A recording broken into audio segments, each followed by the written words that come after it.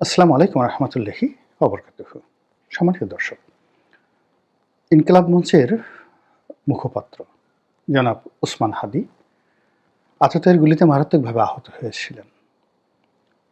আহত হওয়ার পর পুরো দেশ জাতি তার জন্য আর্তনাদ করে উঠেছে। তার প্রতি মমত্ব এবং ভালোবাসা, বলতে গেলে যারা তার দ্বারা ক্ষতিগ্রস্ত ছিলেন তাদেরকেও নিশ্চুপ করতে বাধ্য হয়েছে। পুরো দেশ এবং জাতি তার প্রতি যে সহমর্মিতা জানিয়েছে, ভালোবাসা জানিয়েছে, তাকে যেভাবে মানুষ দোয়ায় অন্তর্ভুক্ত করেছে, সাম্প্রতিক সময়ে কোনো একজন ব্যক্তিকে নিয়ে এভাবে ঐক্যমত্য হয়নি। যেভাবে তিনি আহত হয়েছেন, নর্মালি এই ধরনের আহত রোগী বাঁচে না, এবং তিনি এখনও পর্যন্ত বেঁচে আছেন। ঢাকা মেডিকেল থেকে তাকে এভার কেয়ারে নেওয়া হয়েছে, সেখানে অপারেশন করা হয়েছে। এভার কেয়ার থেকে আবার তাকে সিঙ্গাপুরে নেওয়া হয়েছে উন্নততর চিকিৎসার জন্য।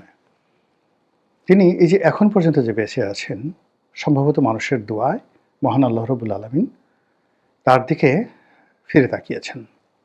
তার অনেক সুকর্ম, ভালো কর্মগুলো সামনে চলে এসেছে তিনি আহত হওয়ার পর। ইতিপূর্বে তাকে একজন রাফ অ্যান্ড টাফ মানুষ হিসেবে মনে হতো। অনেকের কাছে তার অনেক বক্তব্য আপত্তিকর মনে হতো। অনেকে তার প্রতি বিক্ষুব্ধ ছিলেন। কিন্তু সেই হাদি যখন গুলিবিদ্ধ হলেন, যখন আমরা জানতে পেলাম যে তিনি ব্যক্তিগত জীবনে সৎ, তিনি তার কর্মী এদের প্রতি এতটা দয়ালু যে তাদেরকে খাওয়ানোর জন্য তিনি না খেয়ে থাকতেন, তাদেরকে শোয়ানোর জন্য তিনি নির্ঘুম থাকতেন, এবং he was never a ambitious man, he was a pious, একজন ধর্মভীরু মানুষ। ওই যে উল্টোপাল্টা কথাবার্তা বলতেন, ঝাঁকে ঝুঁকে দিতেন বা জোরে জোরে বিদ্রোহী কবিতা আওড়াতেন, এগুলো তার একটা স্টাইল ছিল। কিন্তু তার ভিতরে একটা অসাধারণ সুন্দর মনুষ্যত্ব বোধ কাজ করেছে। ফলে তিনি সেই কোন মঞ্চের লোক, কোন মতের লোক, পথের লোক ইত্যাদি সব কিছু ভুলে গিয়ে একজন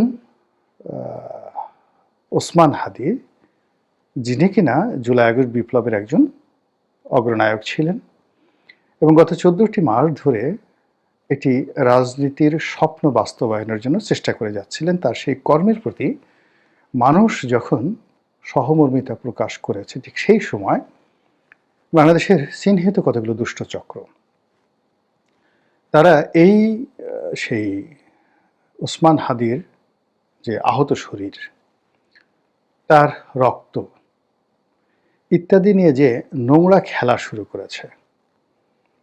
এই নোংরা খেলার ফলে পুরো রাজনীতিটা এখন অশান্ত হয়ে পড়েছে।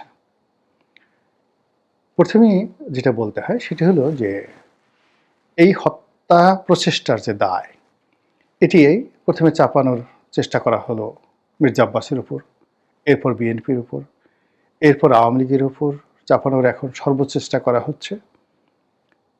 তারপর সর্বশেষ ওসমান হাদিকে এই মৃত্যুর দরজায় পৌঁছে দেওয়ার জন্য বা তাকে এই যে তার প্রতি গুলি চালাতে উদ্বুদ্ধ করার জন্য একটা পরিবেশ প্রেক্ষাপট তৈরি করার জন্য 4 জন মানুষ দায়ী, এরকম একটা অভিযোগপত্র কোনো একটা থানায় দায়ের করা হয়েছে এবং সেই অভিযোগপত্রের ভিত্তিতে সিনিয়র সাংবাদিক আনিস আলমগীরকে গ্রেপ্তার করা হয়েছে।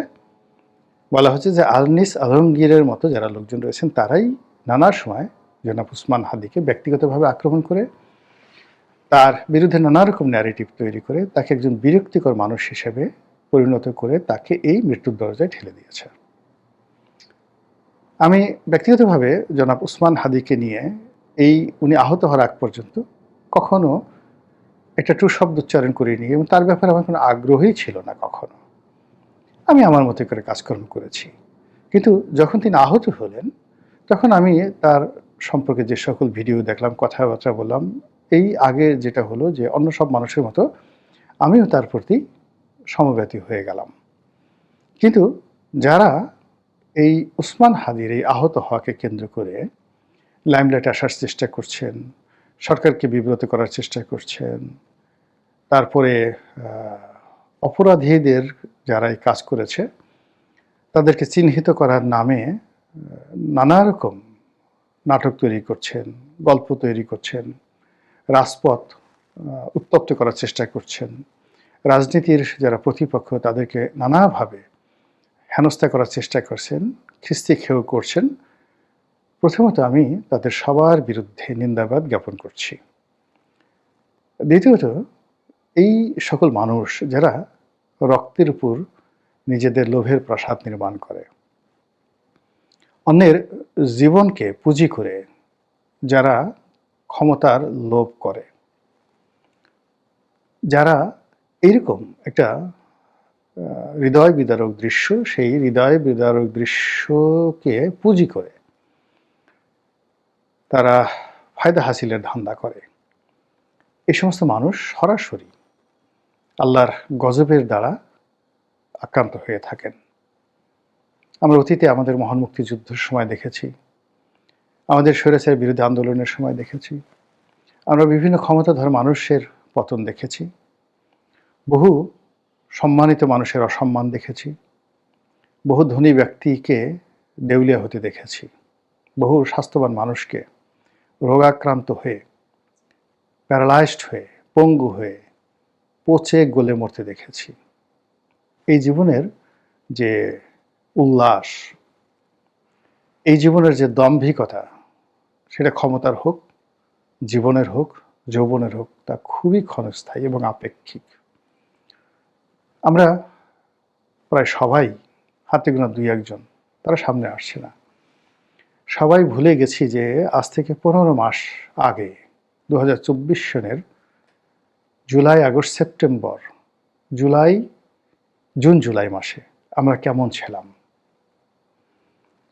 আমরা ভুলে গেছি যে আমাদের ওই সময় অর্থনৈতিক অবস্থা, মানসিক অবস্থা, রাজনৈতিক অবস্থা কেমন ছিল।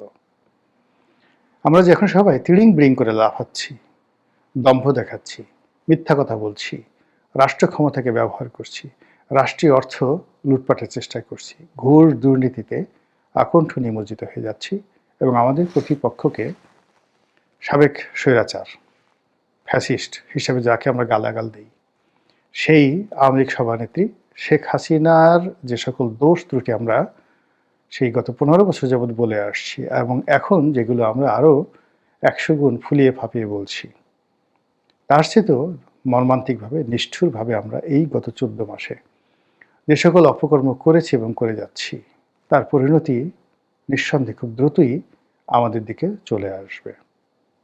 আমাদের এই ক্ষুদ্র জীবনে আপনাদেরকে একটু স্মরণ করাই দিচ্ছি।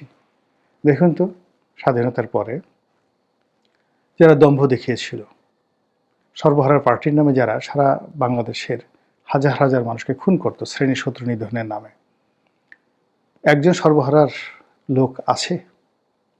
তাদের সুন্দর পরিণতি হয়েছে বলতে পারেন? নাই। এরপরে দ্বিতীয় শক্তি হিসেবে জাসদ এদেশের হাজার হাজার তরুণ তরুণীর জীবন ধ্বংস করে দিয়েছে এই জাসদের রাজনীতি।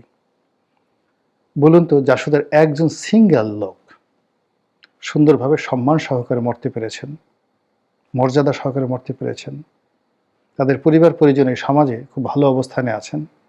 নেই, কাউকে দেখাতে পারবেন না।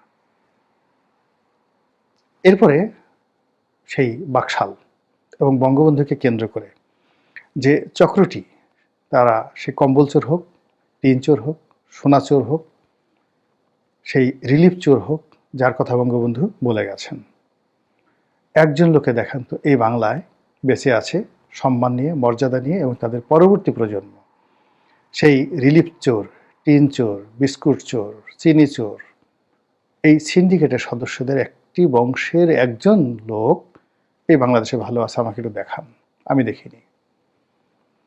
এরপরে যারা পরবর্তীতে সন্ত্রাস করেছে, সেটা সেই এরশাদ জামানায় হোক, কিংবা সাত্তার সাহেবের জামানায় হোক, কিংবা শহীদ প্রেসিডেন্ট জিয়াউর রহমানের জামানায় হোক, যারা রাষ্ট্রের সঙ্গে বেইমানি করেছে, তাদের যারা নিয়োগকর্তা তাদের বিরুদ্ধে বেইমানি করেছে, বিদেশি শক্তির প্রতিভূ বা এজেন্ট হয়ে দেশের বিরুদ্ধে কাজ করেছে, সেই 75-এর 15 আগস্ট থেকে 1991 সন পর্যন্ত একজন সিঙ্গেল লোক দেখান ভালো আছে, দেখাতে পারবেন না। তারপর 91 থেকে আপনি একেবারে 2024 সনের 5ই আগস্ট পর্যন্ত সকল মন্ত্রী, এমপি, সেক্রেটারি, আইজি, সেনাপ্রধান থেকে শুরু করে যে সমস্ত মানুষের বিরুদ্ধে আপনাদের ঘৃণা ছিল, রাগ ছিল, ক্রোধ ছিল, যাদের প্রতি আপনাদের অভিসম্পাত ছিল, যাদেরকে আপনারা মন্দ মানুষ হিসেবে জানতেন, একজন সিঙ্গেল লোক দেখান তো, কারো পরিবার আছে কিনা, পরিবারের সদস্যরা ভালো আছে কিনা, কারো সুন্দর সুস্বাস্থ্য আছে কিনা, কারো সুনাম সুখ্যাতি আছে কিনা, কারো জীবনে সুখ শান্তি সমৃদ্ধি আছে কিনা, জীবনের যে উর্বরতা, ফার্টাইলিটি, এটি তাদের আছে কিনা, কিংবা তাদের যে করুণ পরিণতি আমাদের চোখের সামনে দেখতে পাচ্ছি। প্রত্যেকটি মানুষের, একটা সিঙ্গেল লোক কেউ ভালো নেই। তো এত উদাহরণ থাকা সত্ত্বেও এই গত 14 মাসে আবার সেই পিপীলিকার পাখা হয় মরিবার তরে। তা আমাদের মধ্যে আমরা যারা পিপীলিকা হয়েছি আবার উড়তে চাচ্ছি, সেই বিখ্যাত কবিতার মতো পিপীলিকা জেদ ধরছে উড়বেই, বনের দাতাল শুয়োর রাজাসনে বসবেই, সেই বিখ্যাত কবিতা। সেই কবিতার মতন করে আমাদের যে সমাজে উন্মত্ততা চলছে, সেই উন্মত্ততার শেষ পরিণতি ভালো হবে না, কোনো অবস্থাতেই ভালো হতে পারে না। কিন্তু তারপর আমরা কিন্তু দম্ভ দেখিয়ে যাচ্ছি এবং অপকর্ম করে যাচ্ছি।